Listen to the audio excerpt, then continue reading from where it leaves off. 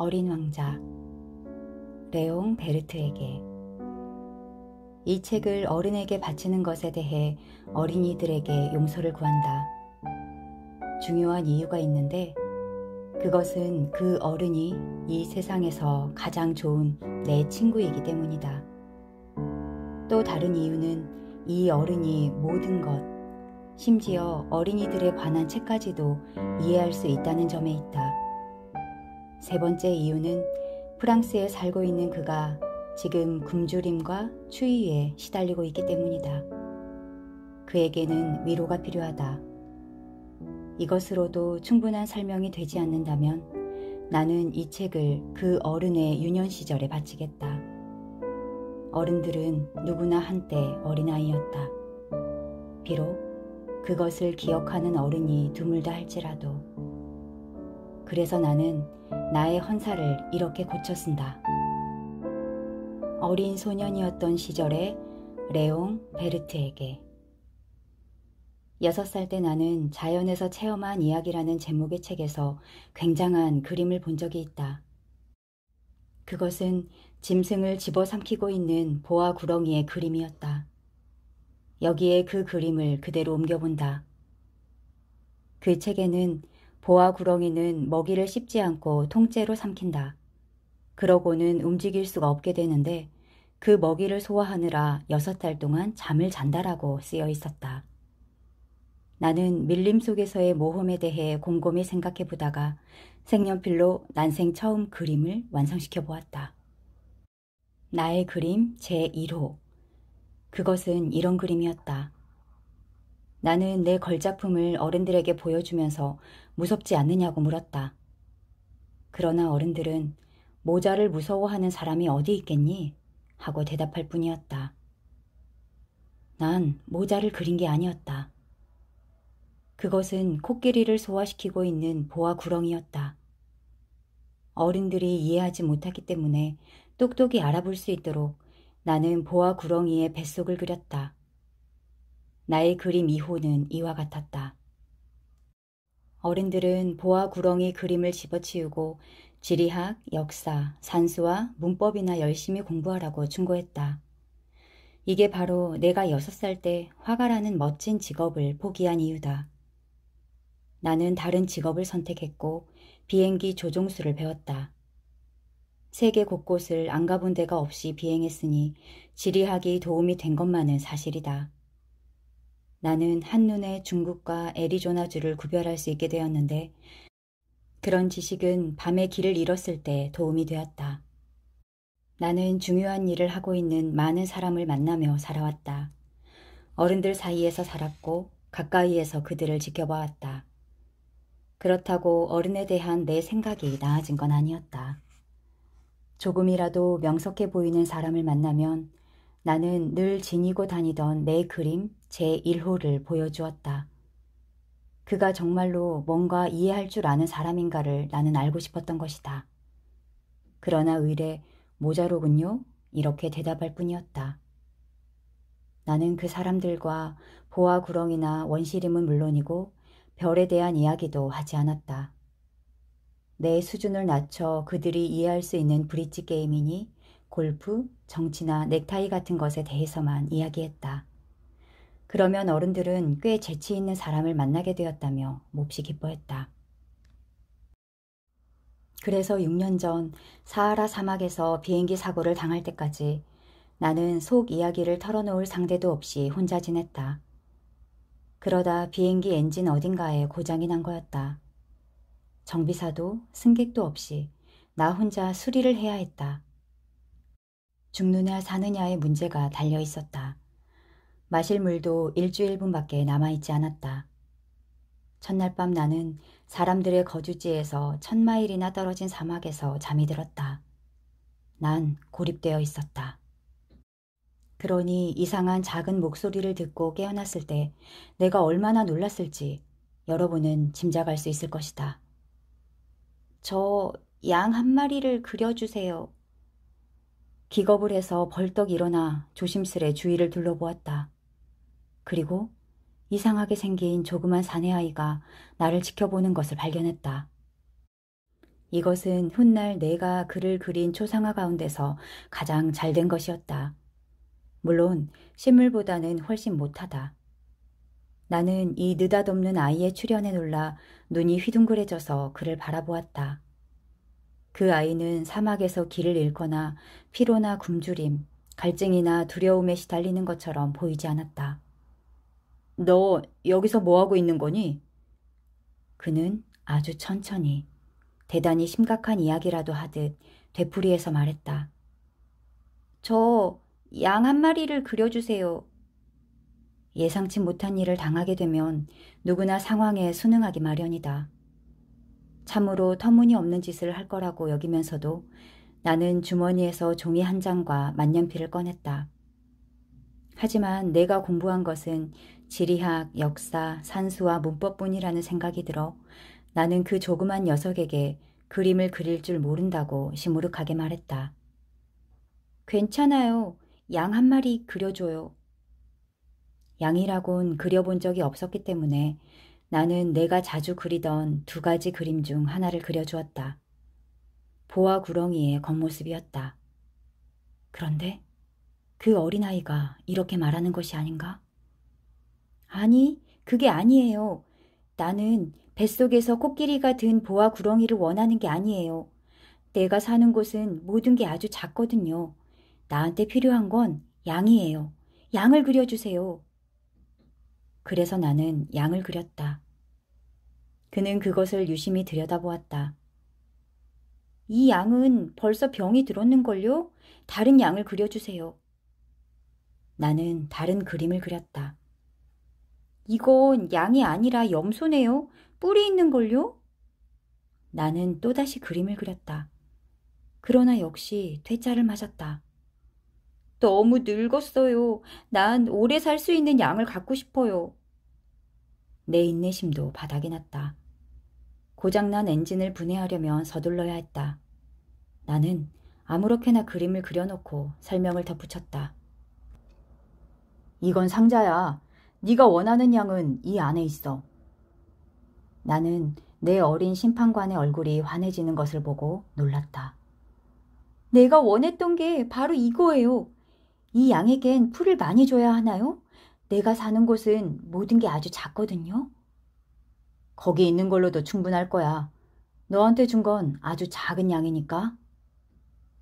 그는 고개를 숙여 그림을 들여다보고 있었다. 그렇게 작은 건 아닌데요. 보세요. 잠이 들었어요. 이렇게 해서 나는 어린 왕자를 알게 되었다. 어린 왕자가 어디에서 왔는지를 알기까지는 꽤 오랜 시간이 걸렸다. 그는 많은 것을 물어보면서도 내 질문에는 귀를 기울이지 않는 것 같았다. 그가 우연히 내뱉는 말들로 나는 조금씩 모든 것을 짐작해야 했다. 이를테면 그가 내 비행기를 처음 봤을 때 비행기는 그리지 않겠다. 그건 나에게 너무 복잡한 그림이다. 이렇게 물었다. 이 물건은 대체 뭐죠? 이건 물건 아니야. 날아다니는 거지. 이건 비행기야. 내 비행기. 뭐라고요? 아저씨가 하늘에서 떨어졌다는 거예요? 이야, 그거 재밌네. 어린 왕자가 까르르 웃어대서 나는 좀 언짢았다. 내 불행한 사고를 그가 진지하게 생각해 주기를 바랐던 것이다. 그러면 아저씨도 하늘에서 온 거군요?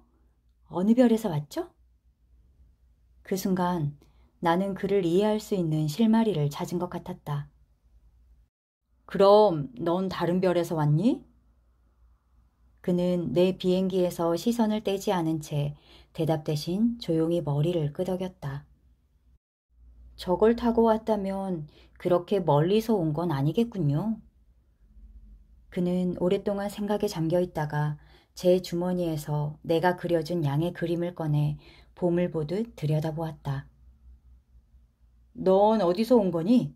네가 사는 곳이란 어디를 말하는 거지? 네 양을 어디로 데려가려고 하는 건데? 아저씨가 준 상자를 밤에는 집으로 쓸 수 있을 테니 다행이에요.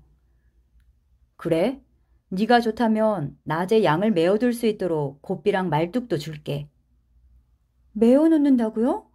이상한 생각을 하시네요. 메어놓지 않으면 양이 아무데나 가서 길을 잃어버릴지도 몰라. 어린 왕자는 다시 까르르 웃음을 터뜨렸다. 아니, 양이 가면 어디로 가겠어요? 어디든 쭉 앞으로? 그러자 어린 왕자가 진지하게 말했다. 괜찮아요. 내가 사는 곳은 모든 게 아주 작으니까요. 그러고는 조금 슬퍼졌는지 이렇게 말했다. 똑바로 앞으로 간다고 해도 누구도 그렇게 멀리 갈 순 없어요. 이렇게 해서 나는 어린 왕자의 별이 겨우 집 한 채만 하다는 사실을 알게 되었다. 놀랄 일은 아니었다. 지구나 목성, 화성, 금성처럼 큰 별들 외에도 수많은 별들이 있고 어떤 것들은 망원경에서 관측하기도 힘들 만큼 작다는 것을 난 알고 있었다. 천문학자들은 그런 별들을 발견하면 이름 대신 번호를 매긴다. 소혹성 325호 하는 식으로 말이다. 나는 어린 왕자가 떠나온 별이 소혹성 B612호라고 생각했다. 1909년 터키 천문학자가 이 소혹성을 망원경으로 딱 한 번 관측한 적이 있었다. 당시 그는 국제천문학회에서 자신이 발견한 사실을 훌륭하게 증명해 보였는데 터키 옷을 입고 있었다는 것 때문에 아무도 그의 말을 믿지 않았다. 그 천문학자는 1920년 멋진 옷을 입고 그의 발견을 다시 증명했다. 이번에는 모두 그의 보고를 받아들였다. 내가 소혹성 B612호에 관해 이렇게 자세히 설명하고 그 번호까지 적는 것은 어른들 때문이다. 어른들은 숫자를 좋아한다. 만약 여러분이 어른들에게 창가에는 제라늄 화분이 있고 지붕에는 비둘기가 있는 장밋빛 벽돌로 지은 예쁜 집을 봤어요 라고 말한다면 그들은 아무것도 떠올리지 못한다. 차라리 2만 달러짜리 집을 보았어요 라고 말하는 게 낫다. 어린 왕자는 매력적이고 웃었으며 양 한 마리를 가지고 싶어 했어. 이것이 그가 이 세상에 있었다는 증거야. 라고 말을 한들 어른들은 어깨를 한번 으쓱하고 말 것이 분명하다.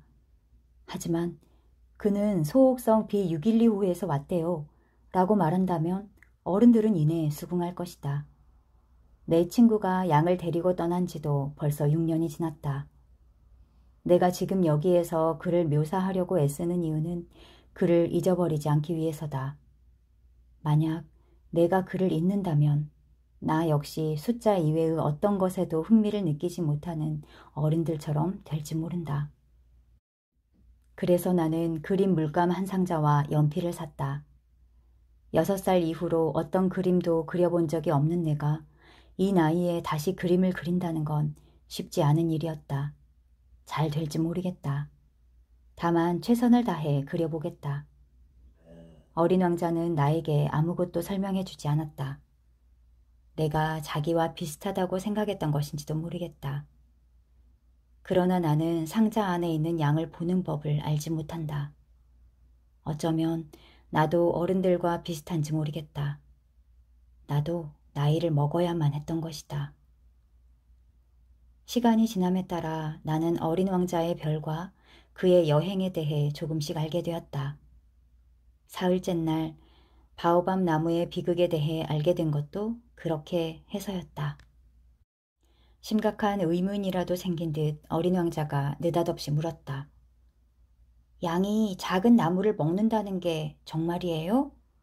그럼 정말이지. 아, 잘됐다. 그럼 바오밥 나무도 먹겠죠? 나는 어린 왕자에게 바오밥 나무는 성당만큼이나 큰 나무이고 코끼리 한 떼를 몰고 간다 해도 바오밥 한 그루를 다 먹어치울 수 없을 거라고 일러주었다. 코끼리 한 떼라는 말에 어린 왕자는 웃었다. 바오밥 나무도 커다랗게 자라기 전에는 작은 나무이지요? 물론. 하지만 왜 양이 바오밥 나무를 먹어야 되는 거지? 어린 왕자는 뻔한 걸 다 묻는다는 양, 그것도 몰라요? 라고 대꾸했다. 나는 혼자 머리를 짜내 수수께끼를 풀어야만 했다. 내가 아는 바로는 어린 왕자의 별에는 다른 별들과 마찬가지로 좋은 식물과 나쁜 식물이 있었다. 씨앗들은 땅속 깊이 잠들어 있다가 기지개를 켜고 태양을 향해 조그마한 싹을 쏙 내민다. 그것이 무나 장미처럼 좋은 식물의 싹이라면 그대로 자라게 해도 좋다.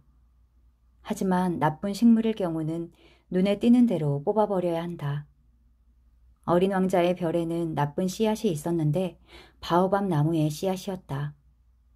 바오밥 나무는 뒤늦게 손을 쓰면 뿌리로 별에 구멍을 뚫어 별을 온통 엉망으로 만들어버렸다. 그래서 바오밥 나무가 너무 많으면 그 작은 별은 산산조각이 나버린다. 그건 훈련의 문제예요. 아침에 몸단장을 마치고 나면 그 다음에는 별을 정돈해주는 거죠. 바오밥 나무의 가지는 장미와 비슷하지만 조금만 더 자라면 구별이 되니까 그때 뽑아버리는 거예요. 귀찮은 일이지만 그리 어려운 일도 아니에요. 그 나무가 어떤 것인지 정확히 알 수 있도록 아저씨는 그림을 잘 그려야 해요. 언젠가 도움이 될 수도 있을 테니까요. 바오밥 나무처럼 할 일을 뒤로 미뤘다가는 큰 재난이 따르거든요. 저는 어떤 게으름뱅이가 작은 나무 세 그루를 무심히 내버려 두었다가 내 친구들 또한 이런 위험에 놓여 있었다. 나는 그들에게 경각심을 불러일으키기 위해서 어린 왕자가 설명하는 대로 이 그림을 그렸다. 이걸 교훈으로 삼는다면 힘든 그림을 그리는 보람이 있을 것 같다. 이렇게 해서 나는 어린 왕자의 서글프고 단조로운 생활을 알게 되었다. 오랫동안 그에게는 해질녘 석양을 바라보는 고요한 기쁨밖에 없었다. 나흘째 날 아침 나는 그 사실을 알게 되었다. 나는 해질 무렵을 제일 좋아해요. 해가 지는 걸 보러 가요. 하지만 우린 기다려야 해. 기다려요? 무엇을요? 어린 왕자는 처음에는 놀란 기색이었으나 곧 웃음을 터뜨렸다. 난 언제나 내 집에 있는 것으로 생각해서 말이에요. 그럴 수도 있었다. 미국에서 정오일 때 프랑스에서는 해가 진다. 만약 1분 동안에 프랑스로 달려갈 수 있다면 해지는 광경을 볼 수 있을 테지만 안타깝게도 프랑스는 너무 먼 곳에 있다. 그의 조그만 별에서 의자를 몇 발짝 뒤로 물려놓기만 하면 언제라도 석양을 볼 수 있었던 것과는 달리. 어떤 날은 해가 지는 걸 44번이나 보았어요. 사람들은 슬플 때 해지는 모습을 좋아하게 되잖아요. 44번이나 해가 지는 걸 본 날은 그만큼 무척 슬펐던 날이구나. 어린 왕자는 아무 대답도 하지 않았다. 5째 날 어린 왕자의 비밀을 하나 더 알게 되었다. 오랫동안 꼼꼼히 생각하다가 갑자기 그가 물었다. 양이 작은 나무를 먹는다면 꽃도 먹겠네요? 양은 닥치는 대로 먹지. 가시가 있는 꽃도? 가시가 있는 꽃도 먹고 말고? 그럼 가시는 있으나 마나겠네요? 그때 나는 엔진에 꽉 조여있는 나사를 빼는데 정신이 팔려 있었다. 비행기 고장이 심각해 보였고 먹을 물까지 떨어지고 있어 불안했다. 가시가 무슨 쓸모가 있을까요? 어린 왕자는 일단 질문을 하면 포기하는 법이 없었다. 나사 때문에 신경이 곤두서 있던 나는 아무렇게나 대답했다. 가시는 아무짝에도 쓸모가 없어. 꽃들이 공연히 심술 부리는 거지. 어린 왕자는 원망스럽다는 듯 나에게 쏘아붙였다. 그렇지 않아요. 꽃들은 연약하고 순진해요. 꽃들은 가능한 방법으로 자신을 보호하는 거라고요. 그 순간에도 나는 이 나사가 계속 말을 듣지 않으면 망치로 부셔버려야지 하고 생각하고 있었다. 그럼 아저씨는 정말로 꽃들이... 그만해도. 나는 그냥 되는 대로 대답했을 뿐이야. 난 지금 중요한 일을 하고 있잖아. 중요한 일이라뇨? 그는 깜짝 놀라 나를 바라보았다. 망치를 손에 들고 손가락은 시커먼 기름투성이인 채 흉측스러운 물체 위로 몸을 기울이고 있는 내 모습을. 아저씨는 어른들처럼 말하는군요. 아저씨는 모든 걸 뒤섞고 있어요. 모든 걸 혼동하고 있다고요. 그는 정말로 화가 나 있었다. 그의 금빛 머리카락이 바람에 흩날렸다. 나는 얼굴이 붉은 신사가 사는 별을 알아요. 그는 꽃향기를 맡아본 적도 별을 바라본 적도 없고 누구를 사랑해본 일도 없어요. 오로지 숫자만 더하면서 살았죠? 아저씨처럼 나는 중요한 일로 바빠 그러면서 말이에요. 하지만 그는 사람이 아니에요. 버섯이에요. 버섯이라고요. 어린 왕자는 분노로 얼굴이 하얗게 질려 있었다. 수백만 년 전부터 꽃들은 가시를 길러왔어요. 양도 수백만 년 전부터 꽃을 먹어왔고요.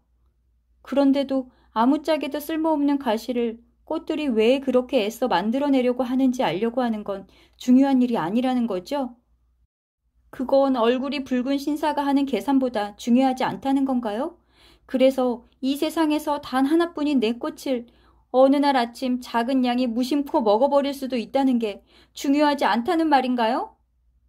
어린 왕자는 얼굴이 새빨개졌다. 만약 어떤 사람이 수백만 개의 별에서 자라고 있는 단 한 송이의 꽃을 사랑한다면 그 사람은 별들을 바라보는 것만으로도 행복해질 거예요. 그 사람은 내 꽃이 어딘가에 있겠지 하고 생각할 수 있거든요. 하지만 양이 그 꽃을 먹어버린다면 그 별들이 어두워질 거예요. 그런데도 크게 중요하지 않다는 거죠? 어린 왕자는 말을 잇지 못했다. 흐느끼느라 목이 메었던 것이다. 밤이었다. 나는 손에서 연장을 놓았다. 지금 이 순간 망치나 나사, 갈증이나 죽음이 대체 뭐란 말인가? 어떤 별, 어떤 행성, 나의 별, 이 지구 위에 내가 위로해야 할 어린 왕자가 있었다. 나는 두 팔로 그를 부둥켜 안고 조용히 달래면서 말했다. 네가 사랑하는 꽃은 위험하지 않아. 네 양에게 씌울 입마개를 그려줄게. 그 꽃을 둘러쌀 울타리도 그려줄 거야. 나는 무슨 말을 더 해야 할지 몰라 머뭇거렸다. 어린 왕자의 별에는 소박한 꽃들이 있었다. 꽃잎이 한 겹이고 자리도 많이 차지하지 않았다. 그 꽃들은 어느 날 아침 풀 속에서 피어났다가 저녁이면 사라져버렸다. 그러던 어느 날 어디에선가 씨앗이 날아와 싹을 틔웠다. 어린 왕자는 그 싹을 주의 깊게 관찰했다. 새로운 종류의 바오밥 나무인지도 모를 일이었다. 그 작은 나무는 성장을 멈추고 꽃을 피울 준비를 시작했다. 커다란 꽃망울이 맺히는 것을 지켜보면서 어린 왕자는 거기에서 어떤 기적 같은 것이 나타나리라고 짐작했다. 그러나 꽃은 연초록색 방 속에 숨어서 세심하게 빛깔을 고르며 꽃잎을 하나둘 다듬을 뿐이었다. 그 꽃은 자신의 아름다움이 최고로 빛을 발할 때라야 세상에 나오고 싶어 했다. 그렇게 여러 날이 지나고 어느 날 아침 태양이 떠오를 때 꽃이 마침내 제 모습을 드러냈다. 그런데 그토록 공들여 치장을 끝내놓고 꽃은 정작 하품을 하는 것이었다. 아직 잠이 덜 깼나 봐요. 용서하세요. 제 머리가 아직 헝클어져 있죠? 저는 해와 함께 태어났어요. 어린 왕자는 이 꽃이 그다지 겸손하지 않다는 걸 알아챘지만 그 아름다움에 마음이 설레었다. 아침 식사를 할 시간이군요. 제게 아침 식사를 가져다 주실 수 있나요? 어린 왕자는 물뿌리개를 찾아 꽃에게 맑은 물을 뿌려주었다. 꽃은 변덕스러운 허영심으로 왕자를 괴롭혔다. 어떤 날은 자기가 가진 4개의 가시에 대해서 이야기하면서 어린 왕자에게 이렇게 말하기도 했다. 호랑이들이 발톱을 세우고 덤벼보라지요. 여기에는 호랑이가 없어요. 호랑이는 풀을 먹지도 않고요. 어린 왕자는 꽃의 말에 반박했다. 저는 풀이 아니에요. 꽃이 대답했다.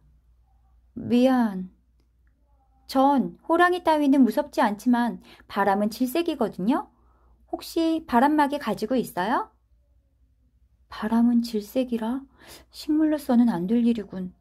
이 꽃은 어쨌든 아주 까다롭군. 어린 왕자는 속으로 생각했다. 밤에는 유리덮개를 씌워주세요. 여긴 무척 춥군요. 내가 살던 곳은. 꽃은 말을 더 잇지 못했다. 씨앗으로 여기에 왔으니 다른 세상에 대해 알고 있는 게 있을 리 없었다. 빤한 거짓말을 하려다 당황한 꽃은 왕자에게 잘못을 몰아세우려고 기침을 했다. 바람막이가 있냐고 물었잖아요. 찾아보려는 잠이었는데 당신이 계속 말을 하는 바람에. 꽃은 왕자가 가책을 느끼도록 더 심하게 기침해 댔다. 다정다감한 마음을 가진 왕자였지만 꽃이 대수롭지 않게 짓거린 말들을 심각하게 받아들인 왕자는 그만 우울해지고 말았다.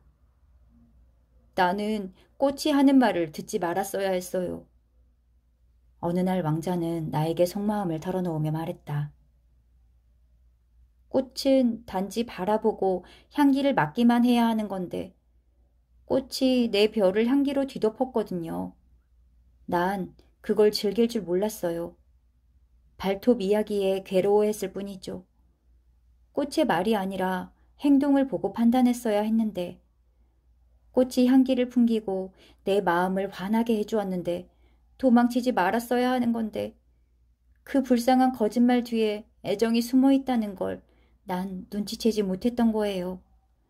꽃은 정말 모순 덩어리예요. 하지만 난 너무 어려서 그 꽃을 사랑할 줄 몰랐어요. 나는 어린 왕자가 철새들의 이동을 이용해 별을 떠나왔으리라고 생각했다. 떠나던 날 아침, 그는 말끔히 별을 정돈했다. 불을 뿜는 화산들도 정성스레 청소했다. 언제 어떻게 될지 알 수 없었기 때문에 사화산 역시 깨끗이 청소해 놓았다. 화산들은 청소만 깨끗이 되어 있으면 폭발하지 않고 서서히 일정하게 타올랐다. 다시 돌아오리라 생각하지 않았기 때문에 어린 왕자는 서글픈 마음으로 바오밥 나무의 마지막 싹들도 뽑아냈다. 그런데 늘 하던 일들 하나하나가 그날 아침에는 유난히 소중하게 느껴졌다. 마지막으로 꽃에 물을 주고 유리 덮개를 씌워줄 때 왕자는 그만 울 뻔했다. 안녕. 왕자는 꽃에게 말했다. 꽃은 대답하지 않았다. 잘 있어. 왕자는 다시 인사를 건넸다. 꽃이 기침을 했다. 감기 때문은 아니었다. 내가 어리석었어요. 마침내 꽃이 왕자에게 말했다. 날 용서해요. 행복해지길 바랄게요. 왕자는 꽃이 자신을 원망하지 않는 것에 놀랐다. 그는 바람막이 유리덮개를 손에 든 채 멍하니 서 있었다. 꽃의 그 조용하고 다정한 모습을 왕자는 이해할 수 없었다. 물론 난 당신을 사랑해요.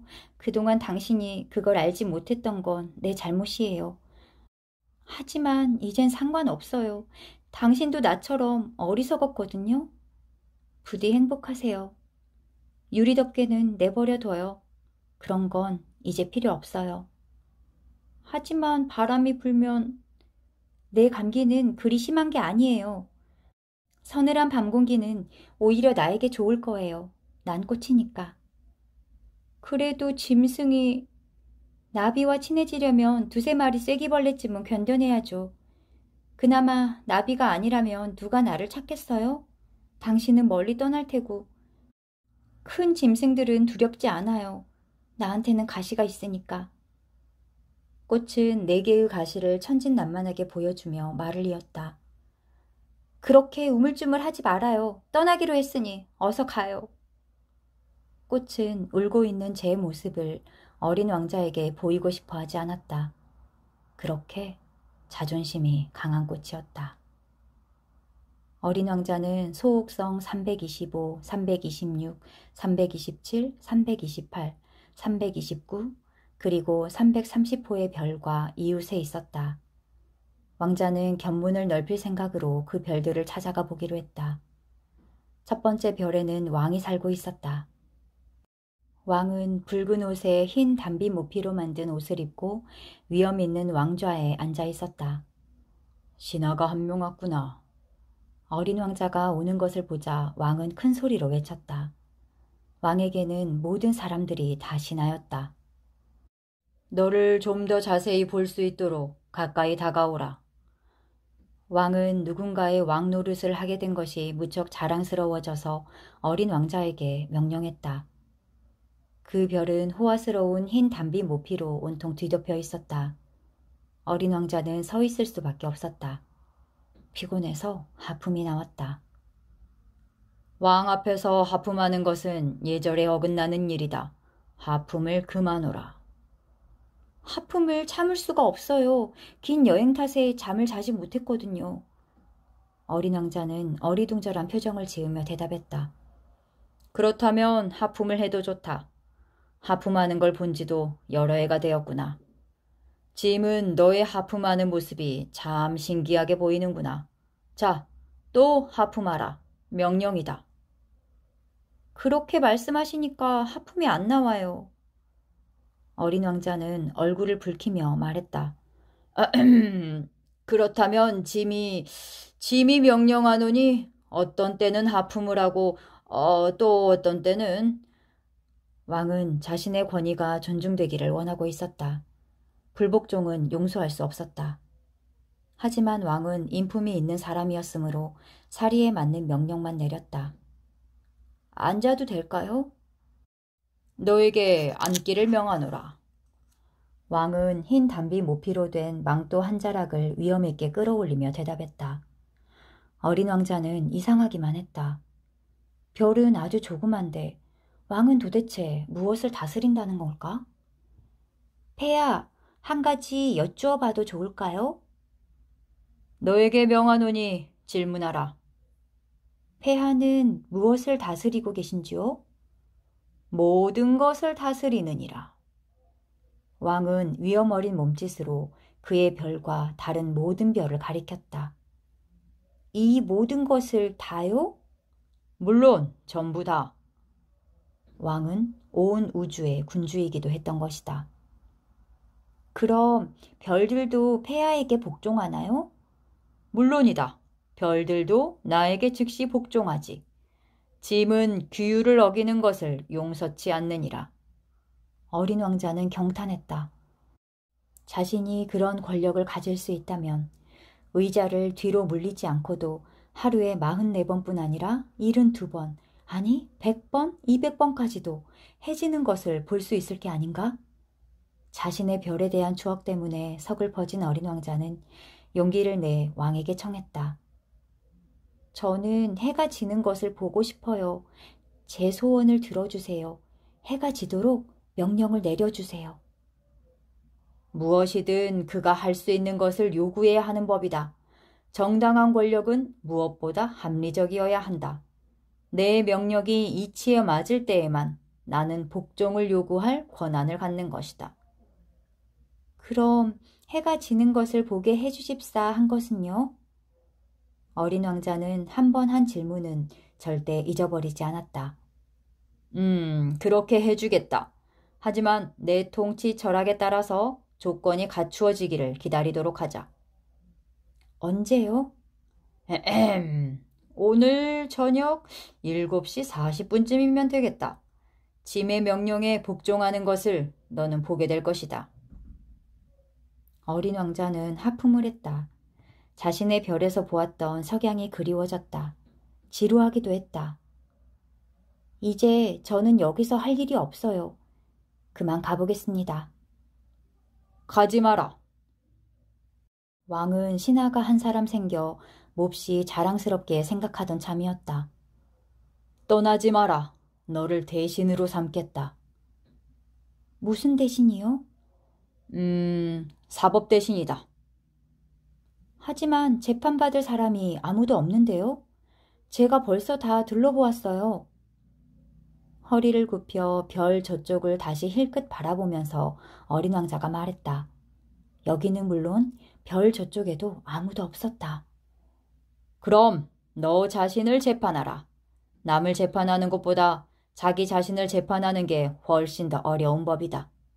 자신을 공정하게 재판할 수 있다면 참으로 지혜로운 사람일 게다. 어느 곳에서든 저 자신을 재판할 수 있어요. 이 별에서 살 필요는 없습니다. 에헴. 내 별 어딘가에 늙은 쥐 한 마리가 있느니라. 밤에 소리를 들었지. 그 늙은 쥐를 심판하고 가끔 사형에 처해라. 쥐의 운명이 내 심판에 달리게 되는 것이다. 그러나 매번 그에게 특사를 내려라. 단 한 마리밖에 없는 쥐니까 아껴둬야지. 저는 사형 선고 내리는 건 싫습니다. 가겠습니다. 안 돼. 어린 왕자는 떠날 채비를 끝마쳤으나 늙은 왕을 섭섭하게 하고 싶지 않았다. 폐하에게 복종하기를 원하신다면 제게 명령을 내려주시면 되지 않겠습니까? 이를테면 1분 내로 떠나도록 저에게 명령하실 수 있습니다. 왕은 아무 대답도 하지 않았다. 어린 왕자는 머뭇거리다가 한숨을 내쉬고 곧 길을 떠났다. 너를 대신으로 삼겠다. 왕은 황급히 외쳤다. 왕은 여전히 권위에 가득 찬 표정이었다. 어른들은 정말 이상해. 어린 왕자는 중얼거리며 여행을 계속했다. 두 번째 별에는 젠체하는 사람이 살고 있었다. 나를 찬미하는 사람이 찾아오는구나. 젠체하는 사람은 어린 왕자를 보자마자 멀리서 소리쳤다. 젠체하는 사람은 자기 외의 사람들은 모두 자기를 찬미할 뿐이라고 생각했다.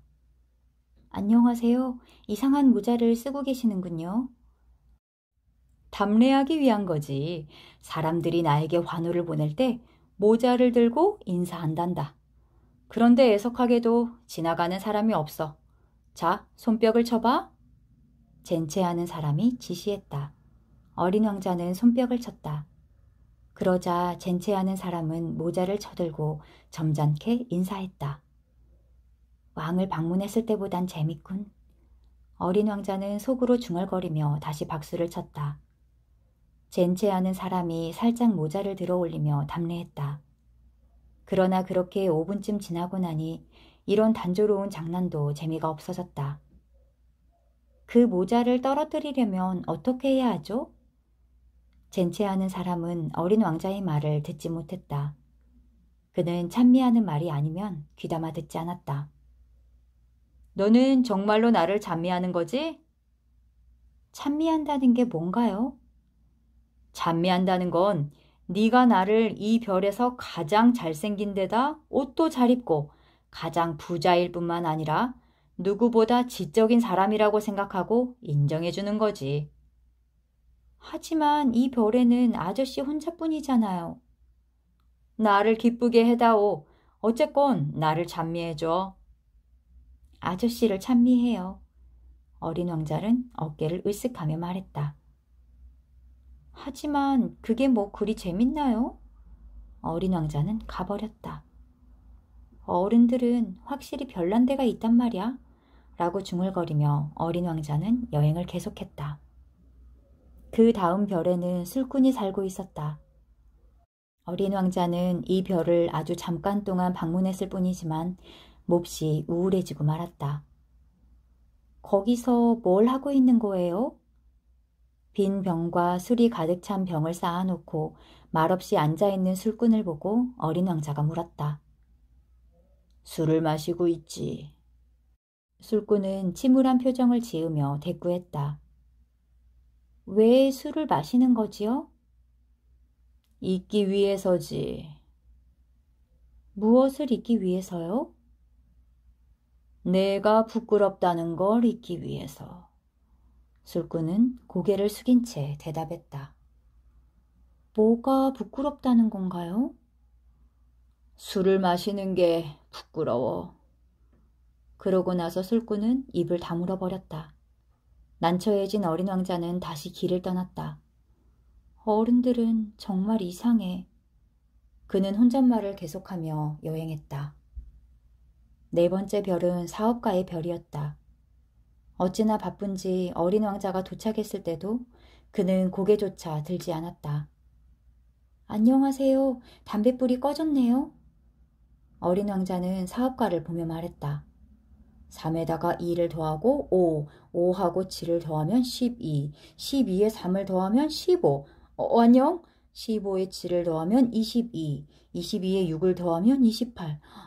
담뱃불 붙일 시간도 없네. 26에 5를 더하면 31. 휴, 그러니까 5억 162만 2,731이 되는구나. 5억 뭐라고요? 아, 너 아직 거기 있었니? 5억 100만? 이걸 계속해야 해. 난 지금 매우 중요한 일을 하고 있다고. 쓸데없는 이야기를 할 틈이 없어. 2에다가 5를 더하면 7이 되고 말이야. 5억 100만이 뭐가 어쨌다는 거예요? 사업가가 고개를 들었다.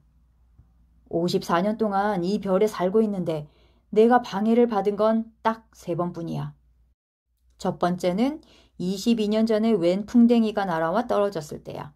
그놈 소리가 어찌나 요란하던지 4군데나 계산이 틀렸었지. 두 번째는 11년 전이었는데 신경통 때문이었어. 운동 부족으로 생긴 병이지. 빈둥거릴 시간이 없었으니까. 지금이 바로 3번째야. 가만, 내가 5억 100만이라고 했었지? 대체 뭐가 5억 100만이라는 건가요? 사업가는 어린 왕자의 질문에 대답해주기 전에는 조용히 일할 수 없다는 걸 깨달았다. 가끔씩 하늘에 보이는 저 작은 물체들 말이다. 파리 꿀벌 말인가요? 아니, 게으름뱅이들을 쓸데없는 공상에 빠져들게 하는 금빛 나는 작은 물체 말이야. 하지만 난 중요한 일을 하는 사람이거든. 공상에 빠져있을 틈이 없어. 별 말이군요. 그래, 맞았어, 별. 5억 개나 되는 별을 가지고 뭘 하는 건데요? 5억 162만 2,731개야. 난 중요한 일을 하고 있어. 그 별로 뭘 할 셈인데요? 아무것도 하지 않아. 단지 소유하는 거야. 별을 소유한다고요? 하지만 내가 전에 본 어떤 왕은 소유하지 않아. 다스릴 뿐이지. 그건 아주 다른 문제야. 그 별들을 소유하는 게 아저씨에게 어떤 도움을 주나요? 부자가 되는 데 필요하지. 부자가 되면 뭐가 좋은데요? 누군가 별을 발견하면 그걸 살 수 있지. 이 사람도 그 술꾼처럼 말하는구나 하고 생각하며 어린 왕자는 계속 질문했다. 어떻게 별들을 소유한다는 거죠? 별들이 누구 거지? 투덜대듯 사업가가 되물었다. 몰라요. 누구의 것도 아니겠죠. 그러니까 내게 되는 거야. 내가 제일 먼저 그 일을 생각했으니까. 임자 없는 다이아몬드가 그걸 발견한 사람이 되는 것이고 주인 없는 섬을 발견하면 그게 그 사람의 소유가 되는 것처럼. 만약 어떤 좋은 생각을 제일 먼저 해냈다면 특허를 내서 자기 것으로 만들 수 있는 거야. 그런 식으로 나도 별들을 갖는 거지. 나보다 먼저 별을 가질 생각을 한 사람이 없었거든. 아저씨는 그 별들을 가지고 뭐 하는데요? 관리하지. 별을 세어보고 또 세어보는 거야. 힘든 일이긴 하지만 나는 진지한 일에 관심이 많아서 말이야. 저는요, 실크 스카프를 가지고 있을 때는 그걸 목에 두르고 다녀요. 또 꽃이 내 것이라면 꺾어서 다닐 수가 있겠죠? 하지만 아저씨는 하늘에서 별을 딸 수 없잖아요. 그럴 순 없지. 하지만 그것들을 은행에 맡길 순 있어. 조그마한 종이 조각에 내 별들의 숫자를 적은 뒤 그걸 서랍에 넣고 잠가두는 거야. 그것뿐인가요? 그것뿐이지. 그것 참 재밌군. 시적이기도 하고 하지만 그렇게 대단한 일은 아니군. 어린 왕자가 중요하게 여기는 것은 어른들의 생각과 상당한 차이가 있었다. 저는 꽃을 가지고 있어요. 매일 물을 주지요. 화산도 3개나 가지고 있어서 매주 청소를 해요. 내가 꽃과 화산을 가지고 있는 건 내 화산이나 내 꽃에게 도움을 주는 일이에요. 하지만 아저씨는 별들에게 무슨 도움을 주고 있는 게 아니죠. 사업가는 딱히 할 말이 없었다. 어른들은 모두 이상하단 말이야. 어린 왕자는 혼잣말을 하며 다시 여행길에 올랐다. 5번째 별은 아주 이상했다.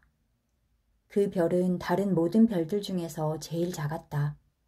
가로등 하나와 가로등을 켜는 사람 하나가 있을 만한 크기였다.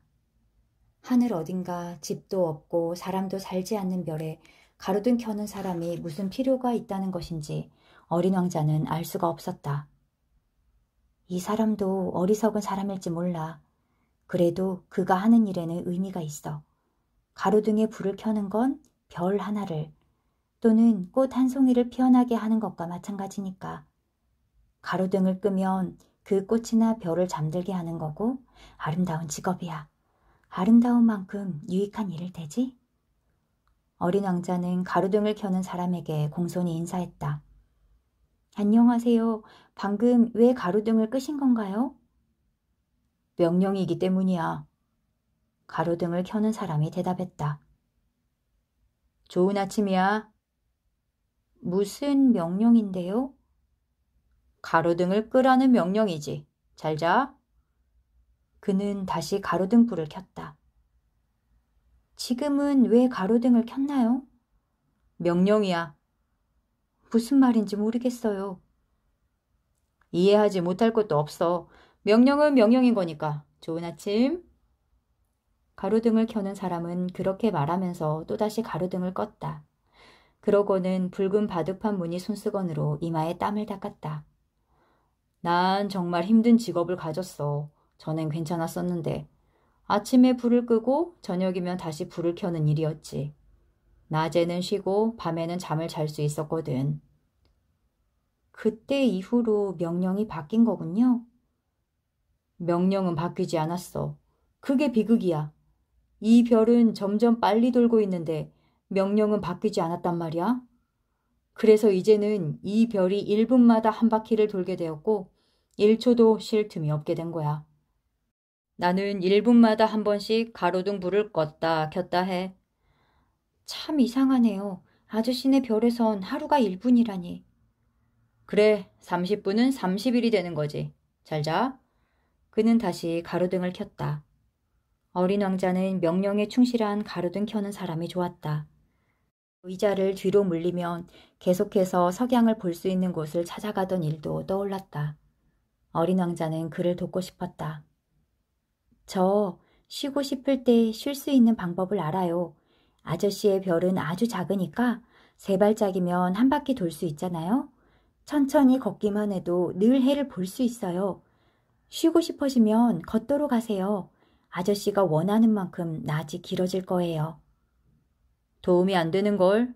내가 원하는 건 잠자는 거니까. 안 됐네요. 난 운이 없어. 좋은 아침이야. 그는 다시 가로등을 껐다. 저 사람은 사람들에게서 비웃음을 살 거야. 왕이나 젠체하는 사람, 술꾼, 사업가 같은 사람들은 그를 경멸하겠지? 하지만 내가 보기에는 저 사람이 가장 성실해. 저건 저 사람이 자신을 제쳐놓고 일만 생각하고 있기 때문이겠지. 어린 왕자는 섭섭한 마음에 한숨을 내쉬었다. 내 친구가 될 수 있는 사람은 저 사람뿐이었어. 하지만 그의 별은 너무 작아. 2사람이 있을 자리도 없으니 말이야. 어린 왕자는 하루에 1440번이나 아름답게 해가 지던 자신의 별을 떠나온 것이 아쉬웠다. 6번째 별은 방금 전의 별보다 10배는 더 컸다. 거기에는 엄청나게 큰 책을 쓰고 있는 노신사가 살고 있었다. 오, 탐험가가 오는군. 그는 어린 왕자를 보며 큰 소리로 외쳤다. 어린 왕자는 테이블에 걸터 앉아 숨을 몰아쉬었다. 지금까지 너무도 먼 거리를 여행해왔던 것이다. 어디서 왔지? 그 두꺼운 책은 뭐죠? 여기서 뭘 하시는 건데요? 난 지리학자란다. 지리학자가 뭔데요? 바다나 강, 도시, 산, 그리고 사막이 어디에 있는지 아는 사람이지.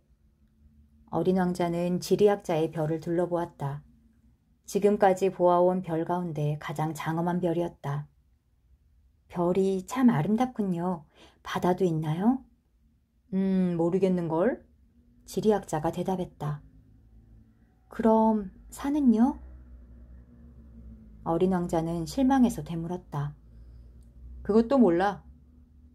그럼 도시와 강과 사막은요? 그 역시 알 수 없는걸? 할아버진 지리학자잖아요. 그렇지. 하지만 난 탐험가가 아니야. 도시와 강과 산, 바다와 태양과 사막을 세러 다니는 건 지리학자의 일이 아니거든. 지리학자는 중요한 일을 하니까 한가히 돌아다닐 수가 없어. 책상을 떠날 수가 없단다. 대신 서재에서 탐험가들을 만나는 거야. 탐험가들에게 여러 가지 질문을 하고 기록을 하는 거지. 흥미로운 게 있다면 지리학자는 그 탐험가가 양심적인지 아닌지를 조사하기도 해. 왜요? 탐험가가 거짓말을 한다면 지리학자의 책에 큰 이변이 일어날 테니까. 탐험가가 술을 너무 마셔도 그렇지. 술에 잔뜩 취한 사람에겐 모든 게 둘로 보이거든. 그렇게 되면 지리학자는 산이 하나밖에 없는 곳에다 산 2개를 기록하게 될지도 몰라. 그래서 탐험가에게 증거를 요구하지. 큰 산을 발견했다면 커다란 돌멩이 몇 개를 가져오라고 하는 거야. 그런데 넌 멀리서 왔지? 그렇다면 넌 탐험가야. 너의 별에 대해 자세히 설명해다오. 지리학자는 갑자기 흥분해 큰 기록장을 펼쳐놓고 연필을 깎았다. 탐험가의 이야기를 처음에는 연필로 적어 놓았다가 증거를 가져오면 그제서야 잉크로 쓰는 거였다. 제가 사는 곳은 흥미로울 게 없어요. 아주 작거든요. 화산이 3 있어요. 2개는 활화산이고 하나는 사화산이죠. 꽃도 1송이 있어요. 꽃은 기록하지 않아. 왜죠? 그 꽃은 내 별에서 가장 아름다운 건데요. 꽃은 덧없는 거니까. 덧없다는 게 뭐예요? 지리책은 세상에서 가장 중요한 책이야. 유행을 타거나 하지 않아. 산이 옮겨가거나 바닷물이 말라버리거나 하지 않으니까. 우리는 그렇게 영원히 변하지 않은 것들만 기록해. 하지만 사화산이 되살아날 수도 있잖아요. 우리에게는 마찬가지라고. 우리한테 중요한 건 산이야. 산은 변하지 않거든. 그런데 덧없다는 건 무슨 뜻이죠? 그건 곧 사라져버릴 위험에 처했다는 뜻이지. 그럼 내 꽃이 곧 사라질 위험에 처해 있다는 건가요? 그래. 내 꽃은 덧없는 존재구나. 세상에 대항할 무기라곤 가시 4개뿐이고. 그런데 나는 그 꽃을 혼자 내버려 두고 왔어. 어린 왕자는 처음으로 후회하고 있었다. 그러나 그는 다시 용기를 냈다. 이제 저는 어디를 가보는 게 좋을까요? 지구라는 별로 가봐. 병판이 좋은 곳이지. 어린 왕자는 자신의 꽃에 대해 생각하며 그 별을 떠났다. 그래서 7번째로 방문한 별은 지구였다. 지구는 평범한 별이 아니었다. 그곳에는 111명의 왕, 7,000명의 지리학자와 90만 명의 사업가, 750만 명의 술꾼들, 3억 1,100만 명의 젠체하는 사람들, 다시 말해 20억쯤 되는 어른들이 살고 있었다. 전기가 발명되기 전까지는 6대륙을 통틀어 가로등 켜는 사람이 46만 2,511명이 필요했다고 하니 지구가 얼마나 큰지 여러분도 짐작할 수 있을 것이다. 좀 멀리 떨어진 곳에서 보면 그건 대단히 멋진 광경이었다. 그들이 무리지어 움직이는 모습은 오페라 발레단처럼 질서가 정연했다. 맨 처음 뉴질랜드와 오스트레일리아에 가로등 켜는 사람들이 불을 켜고 잠을 자러 가면 중국과 시베리아에 가로등 켜는 사람들이, 그 다음에는 러시아와 인도의 사람들, 이어 아프리카와 유럽, 남아메리카와 북아메리카의 사람들이 차례로 무대에 나타났다가 사라졌다. 순서가 틀리는 법이 절대 없었다. 오직 북극과 남극에서 가로등을 책임지고 있는 2 사람만이 태평스럽게 지내고 있었다. 그들은 1년에 2번만 바빴다. 재치를 부리려다 보면 거짓말을 조금 하게 된다. 가로등 켜는 사람에 대한 이야기가 그렇다. 어쩌면 이 이야기 때문에 지구에 대해 오해를 하게 되었을지도 모르겠다. 사람들이 지구에서 차지하는 자리란 사실 좁은 편에 속한다. 20억에 달하는 지구의 사람들이 바짝 붙어 선다면 세로 20마일, 가로 20마일 크기의 광장에도 충분히 들어갈 수 있을 것이다. 태평양의 작은 섬에 그들을 차곡차곡 쌓아 올릴 수 있을지도 모른다. 어른들은 이런 말들을 믿지 않는다. 자신들이 굉장히 넓은 곳을 차지하고 있다고 생각하기 때문이다. 지구에 왔을 때 어린 왕자는 사람이라곤 통 보이지 않아 놀랐다. 다른 별에 잘못 찾아온 게 아닌가 걱정이 되기도 했다. 이때 달빛을 띤 황금빛 고리가 모래 위를 지나가는 게 보였다. 안녕? 어린 왕자는 공손하게 인사했다. 안녕? 뱀이 대답했다. 여기는 무슨 별이지? 어린 왕자가 물었다. 지구야, 아프리카지. 그렇구나. 그런데 지구에는 사람이 살지 않니? 여긴 사막이야. 사막엔 아무도 없어. 지구는 크거든. 어린 왕자는 돌 위에 앉아 눈길을 하늘로 향했다. 누구든 언젠가 자신의 별을 찾아낼 수 있게 별들이 환하게 밝혀져 있는 걸까? 내 별을 좀 봐. 바로 우리 머리 위에 있어. 그런데 어쩌면 저렇게 먼 거지? 아름다운 별이구나. 여기엔 왜 온 거니? 내 꽃하고 골치 아픈 일이 좀 있었어. 그렇구나. 그들은 잠자코 있었다. 사람들은 어디에 있지? 사막이란 곳은 좀 쓸쓸한데? 사람들 사이에서도 외롭기는 마찬가지야.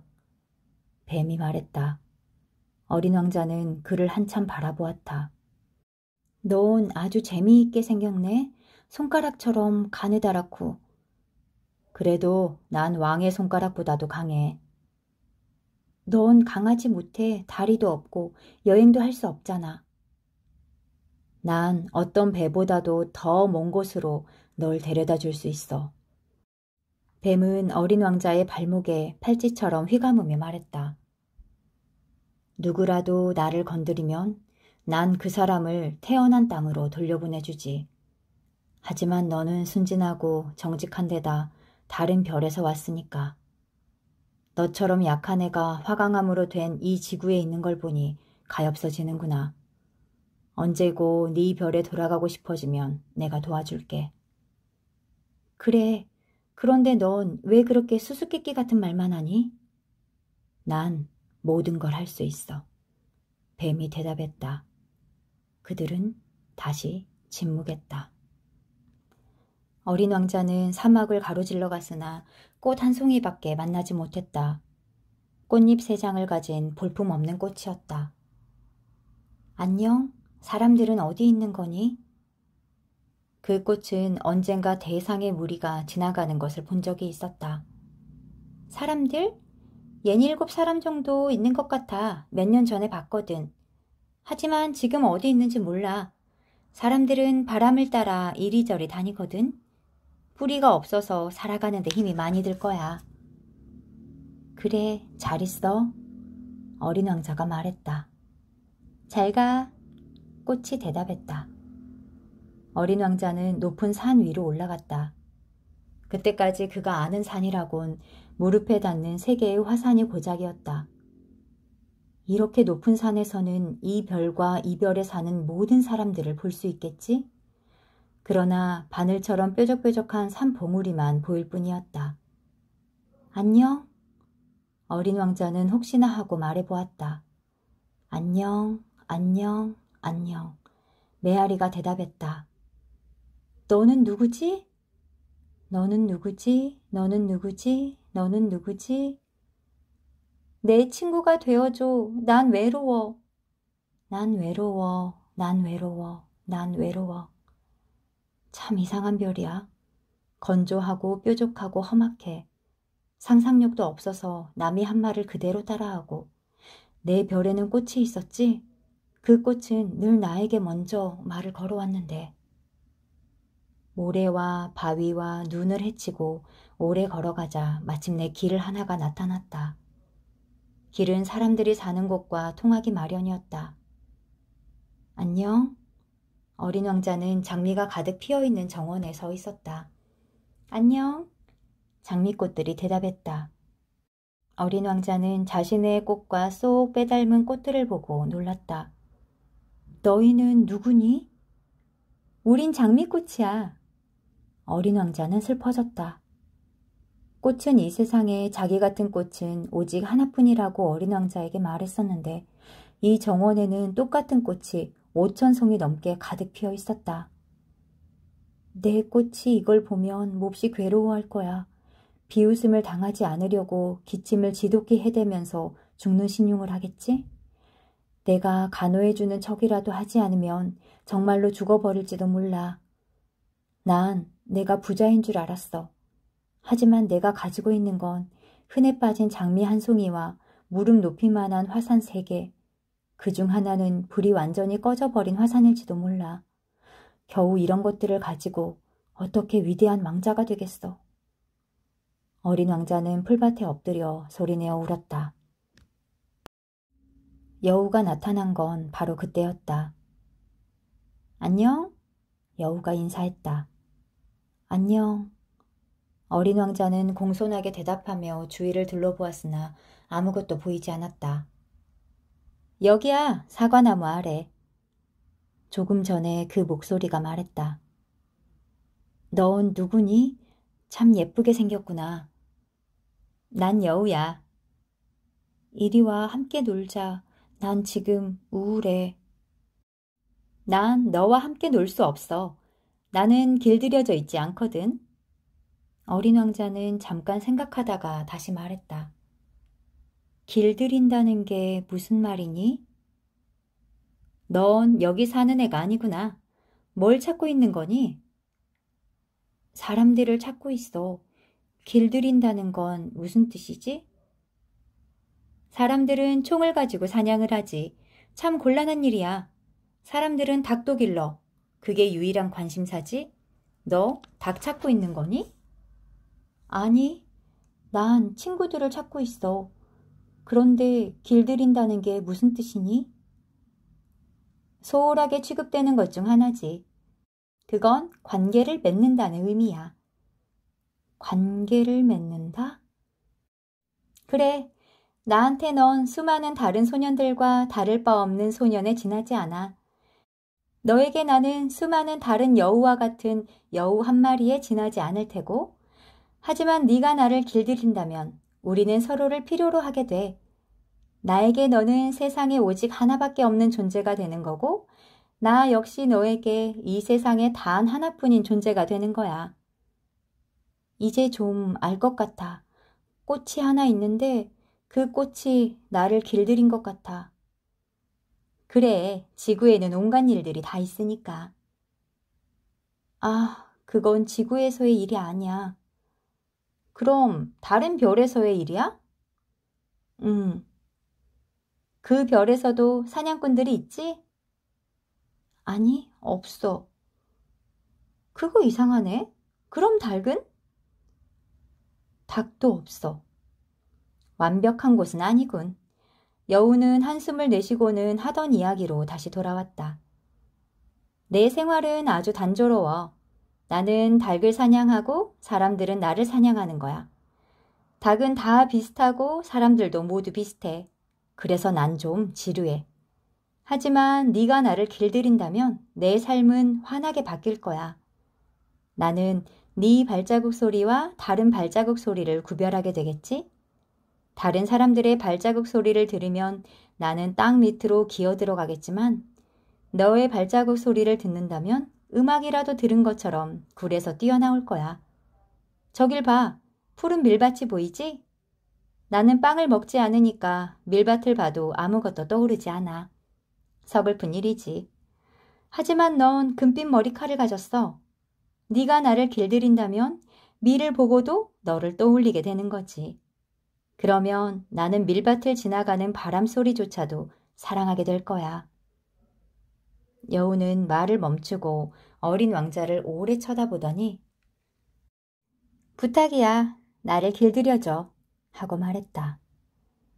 나도 그러고 싶어. 하지만 시간이 별로 없어.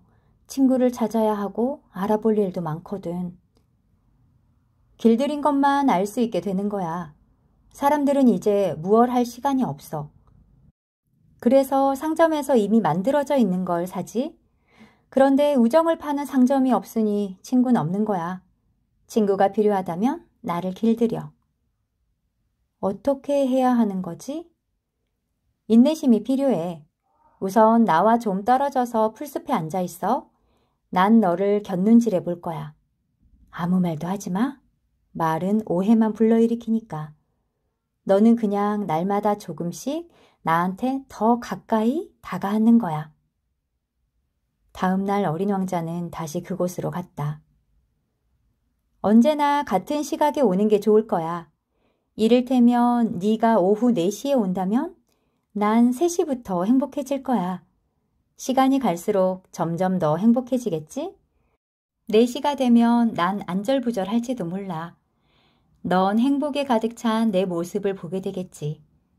하지만 네가 아무 때나 온다면 나는 언제 널 맞을 마음의 준비를 해야 할지 알 수 없게 돼. 그러니까 뭔가 정해놓을 필요가 있어. 뭔가 정해놓을 필요가 있다고? 그것도 다들 아무렇게나 잊고 사는 것 중 하나야. 그건 어느 하루를 다른 날들과 다르게 만들고 어느 한 시간을 다른 시간들과 다르게 만든다는 의미야. 내가 아는 사냥꾼은 매주 목요일에는 마을의 처녀들과 춤을 춰. 덕분에 목요일은 나에게 신나는 날이 되었어. 난 포도밭까지도 산책을 가지. 하지만 사냥꾼들이 아무 때나 춤을 춘다면 그날이 그날일 테니까 난 하루도 휴가가 없게 되는 거야. 어린 왕자는 여우를 길들였다. 떠날 시간이 다가오자 여우는 나 울 것만 같아 하고 말했다. 네 잘못이야. 난 너를 괴롭히고 싶지 않았어. 하지만 길들여 달라고 한 건 너야. 맞아. 그런데 넌 울려고 하잖아. 그러기에 이런 일이 너에게 무슨 소용이 있는 거니? 그렇지 않아. 밀밭의 색깔을 보면 널 생각할 테니까. 가서 장미꽃들을 다시 봐. 네 장미꽃이 이 세상에 단 하나뿐이라는 걸 깨닫게 될 거야. 그때 다시 돌아와서 나에게 작별 인사를 해줘. 그러면 선물로 비밀을 가르쳐 줄게. 어린 왕자는 장미꽃을 보러 갔다. 너희들은 내 장미와 전혀 닮지 않았고 나에게 아무 의미도 없어. 아무도 너희들을 길들이지 않았고 너희들 역시 아무도 길들이지 않았기 때문이야. 너희들은 예전에 내 여우와 같아. 그는 수많은 다른 여우들과 다를 바 없는 여우였어. 하지만 그 여우는 이제 이 세상에서 단 하나밖에 없는 여우가 되었지. 장미꽃들은 어쩔 줄 몰라 했다. 너희들은 아름답지만 텅 비어 있어. 지나가는 사람들은 내 꽃이 너희와 비슷하다고 생각할 수도 있겠지만 나에게는 그 꽃 한 송이가 너희들 전부보다 중요해. 내가 그 꽃에 물을 주고 유리 덮개를 씌워서 바람을 막아주었기 때문이지. 내가 벌레를 잡아준 것도 그 꽃이 불평하거나 자랑하는 것을 들어준 것도 때로는 침묵을 지키는 것도 다 내가 이해한 건 그 꽃이 내 장미꽃이기 때문이야. 어린 왕자는 여우에게로 돌아왔다. 잘 있어. 어린 왕자가 말했다. 잘 가. 그럼 이제 내 비밀을 말해줄게. 아주 단순한 거야. 마음으로 봐야만 제대로 볼 수 있는 거야. 중요한 건 눈에 보이지 않아. 중요한 건 눈에 보이지 않는다. 잊어버리지 않으려고 어린 왕자는 따라서 말했다. 네 왕자가 그토록 소중한 건 그 꽃에 바친 시간 때문이지. 내 장미를 위해 바친 시간이라? 사람들은 그걸 잊어버리고 말았어. 하지만 넌 그걸 잊으면 안 돼. 넌 네가 길들인 것에 대해 끝까지 책임을 져야 하는 거야. 넌 너의 장미를 책임져야 해. 나는 내 장미를 책임져야 해. 그 말을 기억하기 위해 어린 왕자는 따라서 말했다. 안녕하세요. 어린 왕자가 인사했다. 안녕. 철도 전철 기사가 대답했다. 여기서 뭘 하고 있는 건가요? 기차 승객을 1,000명씩 나눠 보내는 일을 하는 거야. 기차를 어느 때는 오른쪽으로, 어느 때는 왼쪽으로 보내는 거지. 환하게 불을 밝힌 급행 열차 한 대가 천둥 소리를 내며 전철 기사의 조종실을 뒤흔들었다. 저 사람들은 아주 바쁘군요. 뭘 찾고 있는 건가요? 나도 몰라. 두 번째 급행 열차가 엄청난 소리를 내며 반대 방향으로 달려갔다. 그들이 벌써 돌아오는 건가요? 같은 사람들이 아니야. 기차가 서로 엇갈리는 거지. 그들이 살던 곳이 마음에 들지 않았나 본데요? 사람들은 자기가 있는 자리를 마음에 들어하지 않는단다. 전철 기사가 말했다. 세 번째의 급행 열차가 우렁차게 달려왔다. 저 사람들은 조금 전에 승객들을 쫓아가는 건가요? 쫓아가는 게 아니야. 기차 안에서 자고 있지 않으면 하품을 하고 있을 거야. 어린아이들만이 유리창에 코를 바짝 대고 바깥을 내다보지. 어린아이들만이 자기가 무얼 찾고 있는지 알고 있는 거군요. 아이들은 누더기 같은 인형의 시간을 보내고 그래서 아이들에게 인형은 아주 소중한 게 되는 거죠. 아이들은 행복하단다. 전철 기사가 말했다. 안녕하세요. 어린 왕자가 인사했다. 어서 오십시오. 장사꾼이 대답했다. 그는 갈증을 없애는 특효약을 팔고 있었다. 일주일에 한 알만 먹으면 아무것도 더 먹고 싶어지지 않는다고 했다. 왜 그런 약을 파는 거죠? 시간을 아낄 수가 있잖니. 전문가들의 계산으로는 매주 53분이나 절약할 수 있다고 해. 그 53분으로 뭘 하죠? 뭐든 하고 싶은 걸 하지.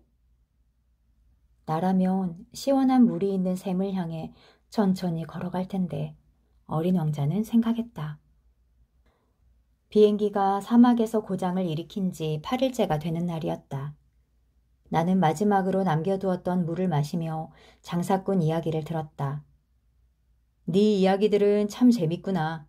하지만 난 아직도 비행기를 고치지 못했고 마실 물도 없어. 시원한 물이 있는 샘으로 한가하게 걸어갈 수 있다면 얼마나 좋을까. 내 친구 여우는 꼬마 친구, 여우 이야기를 할 때가 아니야. 목이 말라 죽을 지경이니까. 죽어간다 할지라도 친구를 가졌다는 건 좋은 일이에요. 난 여우 친구가 있다는 게 기뻐요. 지금이 얼마나 위험한 상황인지 모르는군. 배가 고프지도 목이 마르지도 않은 거야. 햇볕만 조금 내리쬐면 충분한가 보군. 나는 속으로 생각했다. 그런데 그가 잠자코 나를 지켜보더니 내 속마음을 읽은 듯 이렇게 말하는 것이었다. 저도 목이 말라요.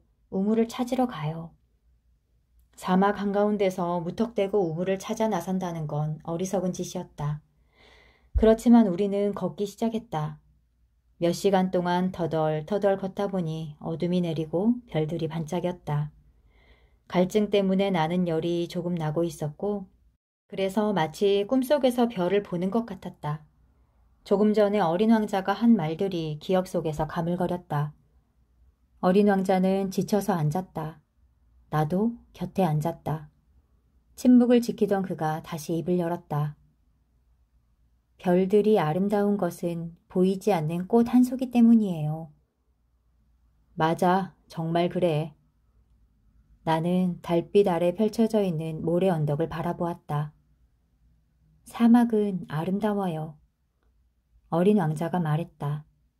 나도 사막을 좋아했다. 모래 언덕 위에 앉아있으면 아무것도 보이지 않고 아무 소리도 들리지 않았다. 그러나 그 침묵 속에 무엇인가 빛나는 것이 있었다.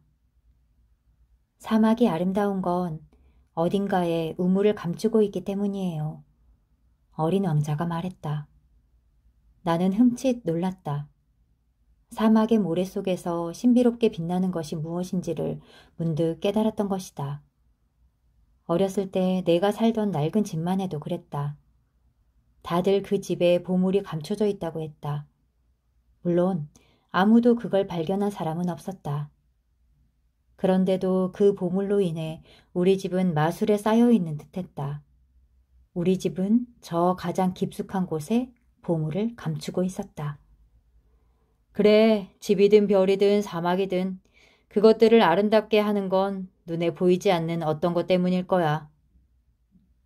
아저씨가 내 친구 여우와 같은 말을 하는 걸 들으니 기쁘네요. 어린 왕자가 잠이 들어 나는 그를 안고 걸었다. 마음이 뭉클해졌다. 깨지기 쉬운 보물을 안고 가는 것 같았다. 이보다 더 연약한 게 지구에는 없을 것 같았다. 창백한 이마, 감은 눈, 바람에 날리는 머리카락을 달빛 아래에서 바라보며 나는 생각했다. 지금 내가 보고 있는 건 껍데기에 불과해. 중요한 건 눈에 보이지 않아. 어린 왕자의 살짝 벌어진 입술에 희미한 미소가 어리는 걸 보며 나는 또 생각했다. 잠들어 있는 그가 나를 이렇게까지 감동시키는 건 꽃 한 송이에 대한 그의 성실한 마음 때문이야. 잠들어 있을 때조차 그의 가슴 속에는 램프의 불꽃처럼 장미꽃 한 송이가 빛나고 있어. 그러자 어린 왕자가 더욱더 연약하게 느껴졌다. 한 자락 바람에도 꺼질 것 같은 그를 보호해야겠다는 생각이 들었다. 그렇게 걷다가 동이 틀 무렵 나는 우물을 발견했다. 어린 왕자가 말했다. 사람들은 급행 열차를 타고 가면서도 그들이 무얼 찾으러 가는 건지 몰라요. 그래서 여기저기 다니며 돌고 또 도는 거지요. 소용없는 짓이에요. 우리가 찾는 우물은 사하라 사막의 여느 우물과 달랐다. 바닥에 파놓은 구멍이 아니라 마치 마을에 있는 우물 같았다. 나는 꿈을 꾸고 있는 게 아닌가 생각했다. 이상해. 모든 게 갖추어져 있잖아. 도르래, 두레박, 밧줄. 어린 왕자는 내 말에 웃으며 줄을 잡고 도르래를 움직였다. 바람이 일 때 낡은 풍차가 삐걱거리듯이 도르래는 소리를 내며 돌아갔다. 들려요? 우리가 잠을 깨우니까 이 우물이 노래를 하네요. 내가 할게. 너한텐 너무 무거워. 나는 두레박을 천천히 우물 가장자리로 들어 올렸다. 피곤했지만 성취감으로 마음이 흐뭇해졌다. 도르래의 노랫소리가 들려왔고 출렁이는 물속에 햇살이 일렁이고 있었다. 목이 말라요. 마실 물을 조금만 줘요. 나는 두레박을 어린 왕자의 입술에 갖다 댔다. 그는 눈을 감고 물을 마셨다. 물은 달았다. 별빛 아래 밤길을 걸어 도르래의 노랫소리를 들으며 내 두 팔로 길어 올린 물이었기 때문이었다. 아저씨가 사는 별의 사람들은 정원 안에 장미꽃을 5,000송이나 가꾸지만 그 정원에서 아무것도 보지 못해요. 꽃 한 송이나 물 한 모금에서 그들이 찾고 있던 걸 볼 수도 있을 텐데. 하지만 눈이 아닌 마음으로 찾아야 하죠. 나도 물을 마셨다. 그제야 좀 살 것 같았다. 동틀 무렵이 되자 모래가 벌꿀 빛깔을 띠었다. 나는 그 빛깔에서도 행복을 느꼈다. 약속을 지켜줘요. 내 양에게 입마개를 씌워준다고 했지요? 난 꽃을 책임져야 해요. 나는 주머니에서 대충 끄적여 두었던 그림을 꺼냈다. 어린 왕자는 그림을 보고 웃었다. 아저씨가 그린 바오밤 나무들은 양배추와 비슷해요. 여우는 귀가 뿔처럼 생겼고 너무 길어요. 어린 왕자는 또 웃었다. 보아 구렁이의 뱃속 아니면 겉모습밖에 그릴 줄 몰라서 그래. 괜찮아요. 아이들은 이해할 테니까. 나는 연필로 입마개를 그렸다. 그걸 어린 왕자에게 줄 때 가슴이 미어지는 것 같았다. 제가 지구에 온 지 내일이면 꼭 1년이 돼요. 바로 이 근처에 떨어졌었어요. 어린 왕자는 얼굴을 붉혔다. 왠지 모르게 나는 슬픔에 사로잡혔다. 일주일 전 내가 널 처음 만난 날, 여기에 네가 혼자 있었던 건 우연이 아니었구나. 도착했던 지점으로 돌아가고 있는 거였니? 나는 머뭇거리며 말을 이었다. 어린 왕자는 또 한 번 얼굴을 붉혔다. 그는 내 질문에 대답하지 않았다. 하지만 얼굴을 붉힌다는 건 내 말이 맞다는 뜻이 아닌가? 두려워지는구나. 아저씨는 비행기로 돌아가 일을 하세요. 난 여기서 아저씨를 기다릴게요. 내일 저녁에 다시 여기서 봐요. 안심이 되지 않았다. 문득 여우 생각이 났다. 길들여진 사람은 울 각오를 해야 한다. 우물 옆에 무너진 돌담이 있었다. 다음 날 저녁 일을 마치고 돌아와 보니 어린 왕자가 그 위에 앉아 다리를 늘어뜨리고 있었다. 이렇게 말하는 소리가 들렸다. 기억하지 못하는구나. 여기가 아니야. 누군가에게 대답하는 게 틀림없었다. 그래, 바로 오늘이야. 하지만 여기가 아니야. 나는 담 쪽으로 걸어갔다. 아무것도 보이지 않고 들리는 소리가 없는데 어린 왕자는 여전히 대꾸하고 있었다. 물론이지. 내 발자국이 어디에서 시작되었는지 봐도 거기에서 날 기다리면 돼. 오늘 밤 그리로 갈게. 나는 담에서 20m쯤 떨어진 거리에 있었지만 눈에 띄는 건 없었다. 좋은 독을 가지고 있는 거지? 나를 오랫동안 아프게 하지 않을 자신 있지? 나는 우뚝 멈춰섰다. 가슴이 찢어지는 것 같았다. 자, 이제 가봐. 담에서 내려갈 거야. 나는 담 밑을 내려보다가 기겁을 했다. 노란 뱀 한 마리가 어린 왕자를 향해 머리를 쳐들고 있었던 것이다. 권총을 꺼내려고 주머니를 마구 뒤적였다. 내 기척에 뱀은 모래 속으로 스르르 미끄러져 들어가더니 교묘히 몸을 감추었다. 나는 담 밑으로 가서 하얗게 질린 어린 왕자를 품에 받아 안았다. 도대체 무슨 짓이야? 왜 뱀과 이야기를 하고 있는 거지? 나는 그가 늘 목에 두르고 있던 금빛 머플러를 느슨하게 하고 물을 마시게 했다. 하지만 무얼 물어볼 엄두가 나지 않았다. 어린 왕자는 나를 쳐다보다가 내 목을 끌어안았다. 총에 맞아 죽어가는 새처럼 그의 심장이 뛰는 게 느껴졌다. 아저씨의 엔진 문제를 해결하게 돼서 기뻐요. 이젠 집으로 돌아갈 수 있겠네요. 어떻게 알았지? 가망이 없어 보이던 것을 고치는 데 성공했다고 그에게 막 알리려던 참이었다. 저도 오늘 집으로 돌아가려고 해요. 훨씬 더 멀고 더 힘들겠지만. 뭔가 심상치 않은 일이 일어나고 있었다. 나는 어린 왕자를 품 안에 꼭 껴안았다. 그러는 사이에도 그가 깊은 심연 속으로 들어가고 있는 것 같았다. 나한테는 아저씨가 준 양이 있어요. 양이 살 수 있는 상자도 있고 입마개도 있고. 어린 왕자가 쓸쓸히 미소 지었다. 나는 오래 기다렸다. 그의 몸이 차츰 따뜻해지는 것을 느낄 수 있었다. 두려워하고 있구나. 어린 왕자는 겁을 내고 있으면서도 부드럽게 웃었다. 오늘 밤에는 두려움이 더할 거예요. 돌이킬 수 없는 어떤 일이 일어나고 있다는 생각에 눈앞이 아찔했다. 그 웃음소리를 다시 듣지 못한다면 견딜 수 없을 것 같았다. 어린 왕자의 웃음은 내게 사막의 우물 같은 것이었다. 오늘 밤이면 꼭 1년이 돼요. 작년에 내가 지구에 떨어진 곳 바로 위에 내 별이 있을 거예요. 뱀이니 만날 장소니 별이니 하는 이야기는 모두 터무니없는 얘기지? 그렇지? 중요한 건 눈에 보이지 않아요. 그래. 꽃도 마찬가지예요. 아저씨가 어떤 별에 있는 꽃 한 송이를 사랑한다면 밤에 하늘을 올려다보는 일이 무척 즐거울 거예요. 모든 별에 꽃이 피어 있을 테니까. 물도 그래요. 아저씨가 나에게 준 물은 도르래랑 밧줄 때문에 마치 음악 같았어요. 물맛이 참 좋았죠. 그래. 아저씨는 밤에 별들을 바라보겠죠? 내 별은 너무 작아서 어디 있는지 가리킬 수가 없어요. 그 편이 더 나을지도 몰라요. 아저씨한테는 여러 별들 중에 하나가 곧 내 별이 될 테니까요. 그럼 아저씨는 하늘에 있는 어느 별이든 바라보는 게 즐거워질 거예요. 그 별들이 다 아저씨의 친구가 되는 거예요.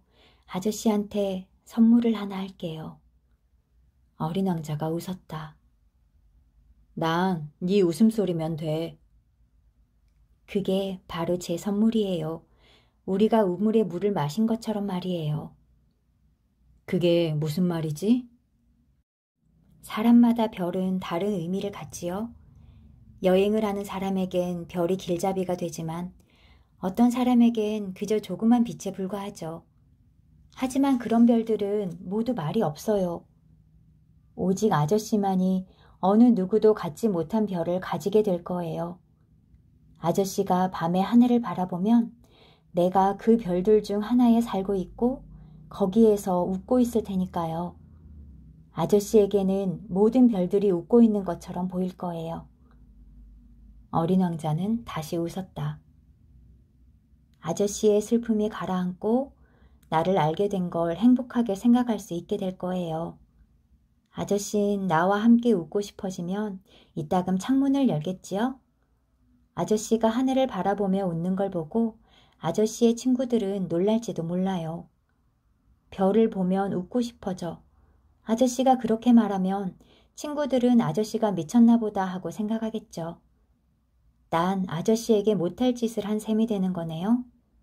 별 대신 웃을 줄 아는 조그만 방울들을 내가 아저씨에게 잔뜩 준 셈이 되겠네요. 어린 왕자는 또다시 웃더니 곧 심각한 표정이 되었다. 오늘 밤엔 오면 안 돼요? 네 곁을 떠나지 않을 거야. 난 괴로워 보일 거예요. 죽는 것처럼 보일지도 몰라요. 그런 모습을 보려고 오지 마세요. 헛수고일 뿐이에요. 난 네 곁을 떠나지 않겠어. 이런 말을 하는 건 뱀 때문이에요. 뱀은 사나워서 장난삼아 아저씨를 물지도 몰라요. 그래도 네 곁을 떠나지 않을 거야. 어린 왕자는 그러다 무슨 생각에서인지 안심하는 것처럼 보였다. 뱀이 두 번째 물 때는 독이 없다고 했어요.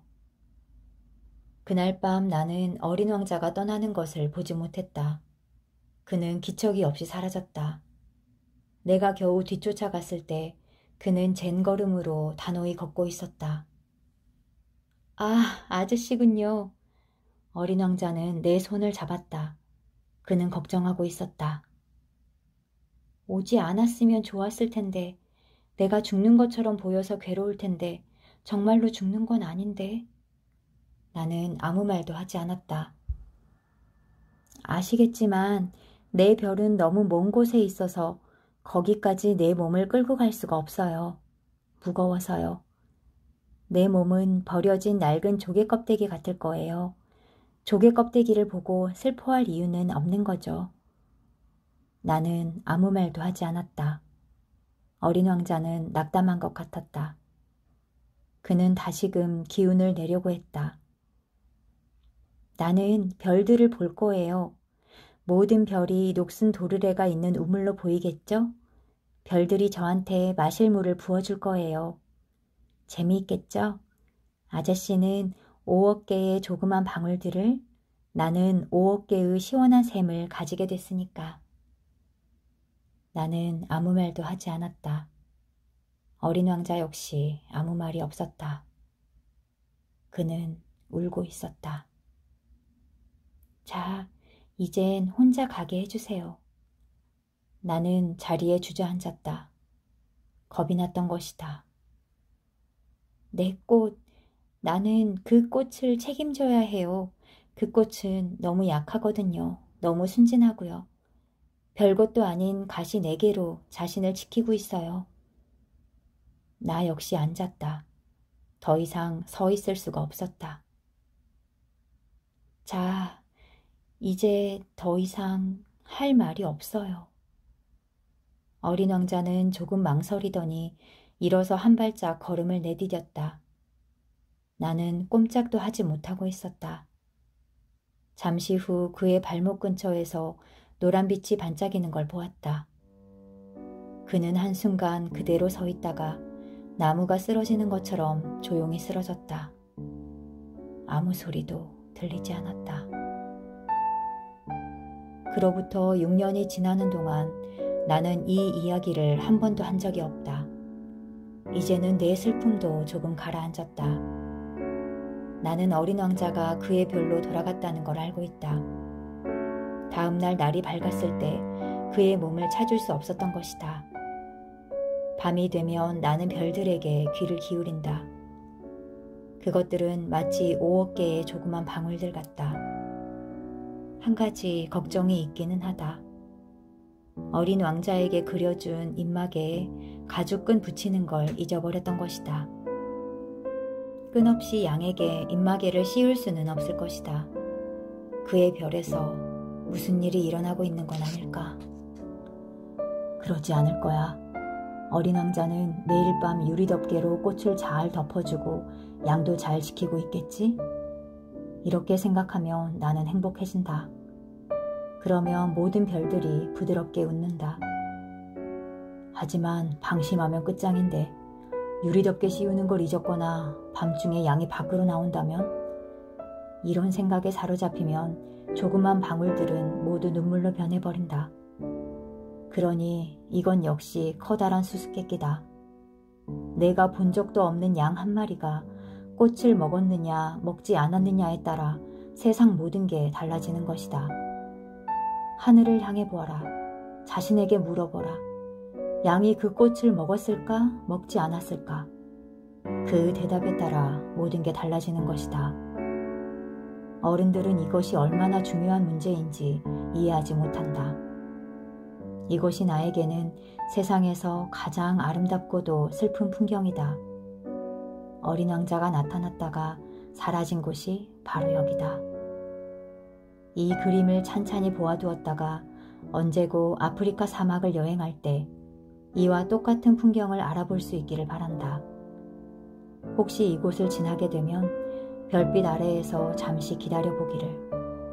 그때 만약 머리칼이 금발이고 묻는 말에 대답을 하지 않는 어린아이가 나타나 웃으면 여러분은 그가 누구인지 금방 알아볼 수 있을 것이다. 그러면 그 애가 돌아왔다는 말을 나에게 꼭 전해주기를.